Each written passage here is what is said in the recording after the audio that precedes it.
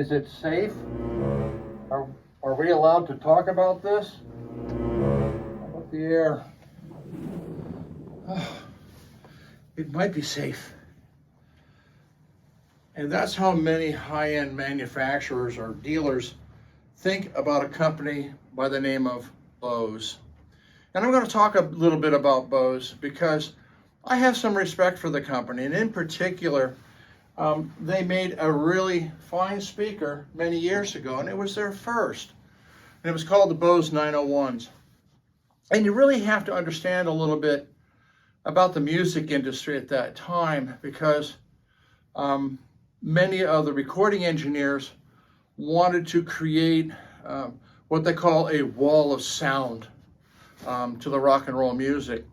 And Bose managed to do both that, a huge wall of sound, and do it musically, because they in fact do play music. But there was a trick to the original Bose. They were about as efficient as a brick. So it took a massive amount of power to get these things up and really working. And I had the pleasure about 15 years ago of actually getting an original set of Bose 901s and playing with it. It was something with some real current, and it was fascinating. So in her day and age, it was probably one of the definite better speakers out on the market for people to enjoy. And because there was all sorts of mischief. I mean, you could look at some of the Sansuis that have 17,000 drivers plastered all over the front, and it just went everywhere. And I'm not afraid about talking about Bose in my store. And there are some things that they did were incredibly brilliant.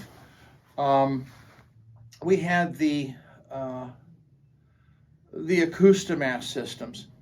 And if you stop and you think about it, in terms of marketing and what was very popular then, which we still use, which is track lighting, I mean, they just fit into that atmosphere.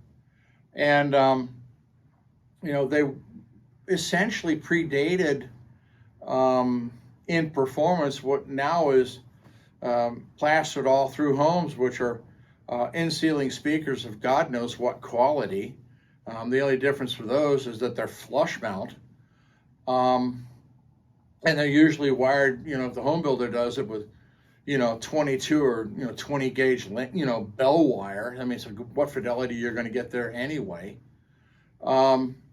And then Bose, capped it, turned right around and came up with the wave radio system. And everybody and their brother tried to knock off the Bose wave radio system. And, Trevoli, and I could go on and on. And Bose was brilliant. And what they delivered was, they delivered music to people's homes. And that's always the goal of what we do in support of the industry. And they did it in a fairly inexpensive way. And I can't fault them for what they accomplished. I'm not going to get into what their products are like today in speakers. I haven't heard them in years, but I know iterations of the 901s after the originals simply weren't as musical as the originals. I mean, that's the only way of putting it. So, I've done it, audiophiles. I've talked about Bose, and, I'm not afraid to talk about them. And, it's a product that, did a lot for the music industry. I mean, a lot of people got to listen to music that, they otherwise wouldn't have. There's actually quite a following apparently for the original 901s, because other people have figured this out as well. So it's not that I want you to go out and hunt down a pair of Bose 901 Series 1. Certainly if you do, keep in mind that the crossover network and the caps in it are probably due for replacement. They're almost 50 years old,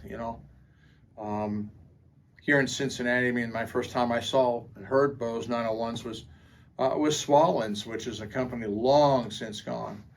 And in their heyday, they had all sorts of fun stuff there, including 17,000-pound Bose amplifier, which it took to drive the original ones. So there we are. I've said it, and